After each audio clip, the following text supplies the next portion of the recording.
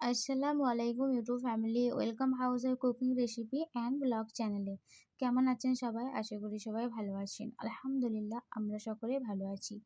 আজ আমি আপনাদের সাথে শেয়ার করব দিল্লিওয়ালা মহাব্বত শরবত, যেটি খুবই ফেমাস একটি নাম আর খেতেও খুবই দুর্দান্ত।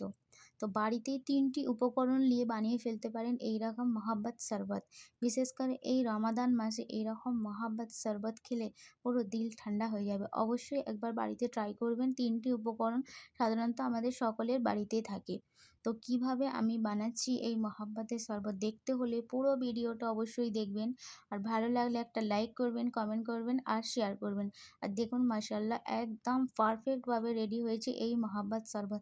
দেখতে যতটা না সুন্দর হয়েছে, খেতে তার থেকে ডবলের ডবল ভালো হয়েছে। তাহলে ফটাফট বানিয়ে ফেলি মহাব্বত শরবত বানানোর জন্য এখানে বড় সাইজের তরমুজ নিয়ে নিয়েছি। আর মাশাআল্লাহ তরমুজটি দেখতেই বুঝতে পারছেন কতটা ভালো। তো তরমুজগুলো এইভাবে কিউব আকারে কেটে নিয়ে একটি গ্রাইন্ডারে তরমুজের জুস বানিয়ে নেব। আর মহাব্বত শরবত বানানোর জন্য অবশ্যই তরমুজ দরকার। আর খুবই ইজি, মাত্র ৩টি উপকরণ নিয়ে বানিয়ে ফেলতে পারেন এইরকম মহাব্বত শরবত। সত্যি বলতে এই রোজা রেখে ইফতারের সময় যদি এই ড্রিঙ্কটি খান, পুরো দিল ঠান্ডাই হয়ে যাবে। এখানে তরমুজের খানিকটা জুস বার করে নেওয়া হয়েছে। তারপরে একটি জারের মধ্যে এখানে আমুল গোল্ডের যে দুধ হয়, সেই দুধকে ২ লিটার নেওয়া হয়েছে। আপনারা আপনাদের বাড়ির মেম্বার অনুযায়ী কোয়ান্টিটি নিতে পারেন। এখানে আমি কোনো রকম পানি ব্যবহার করব না, পুরোটাই দুধেতে হবে। আর এই শরবতটি খেতে এত ভালো লেগেছে, দিল তো ঠান্ডা হবে প্লাস স্বাস্থ্যের পক্ষেও খুব ভালো। অবশ্যই একবার এই কটা রমজানের আগে অবশ্যই একবার বাড়িতে আপনারা ট্রাই করবেন। তো এখানে দুধটি দিয়ে দিলাম।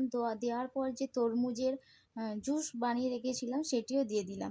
এখানে আপনারা চাইলে কিছু পরিমাণ চিনি অ্যাড করতে পারেন, কিন্তু আমি আর চিনি অ্যাড করব না, যেহেতু তরমুজ আছে প্লাস রবজা থাকবে, এতেই মিষ্টি ঠিকঠাক হয়ে যাবে। আপনারা যদি মিষ্টি বেশি খান অবশ্যই একটু চিনি অ্যাড করবেন। তারপর এখানে আমি ৩ থেকে ৪ চামচ মতো হামদর্দের যে রবজা আছে সেই রবজাটি দিয়ে ভালো করে নাড়তে থাকবে। এইভাবে ভালো করে নাড়তে হবে। মাত্র ৩টি উপকরণ দিয়ে বানিয়ে ফেলতে পারেন মহাব্বতের শরবত, মানে তরমুজ, দুধ আর রোয়াবজা, বাস। এই ৩টি উপকরণ দিয়ে দিলদিওয়ালা মহাব্বত শরবত বানিয়ে নিতে পারেন। খুব ফেমাস একটি শরবত, মানে ফেমাস একটি ড্রিঙ্ক। অবশ্যই একবার এই রমাদান মাসে ট্রাই করবেন। তারপরে উপরে কিছু পরিমাণ তরমুজের কিউব করে দিয়ে দিলাম। আর এটা ঠান্ডা হওয়ার পর এত ভালো খেতে লেগেছে কি বলবো। তার সাথে এখানে বরফের কিছু কিউব দিলাম। আর মহাব্বত শরবত বানানোর জন্য বরফও দরকার, জানেন তো। তবে আপনারা চাইলে বরফটি স্কিপ করে সামান্য ঠান্ডা করে ডিপে দিয়ে ঠান্ডা করেও খেতে পারেন। আর এই মহাব্বতের শরবত ঠান্ডা ঠান্ডা যদি না খান একদমই ভালো লাগবে না। আর দেখুন মাশাআল্লাহ কত সুন্দর কালার এসেছে। আর এখানে বরফের কিউবও দেওয়া হয়ে গেছে। অবশ্যই একবার বাড়িতে ট্রাই করবেন। আর ইউটিউব ফ্যামিলি ভিডিও ভালো লাগলে প্লিজ লাইক করবেন, কমেন্ট করবেন, শেয়ার করবেন।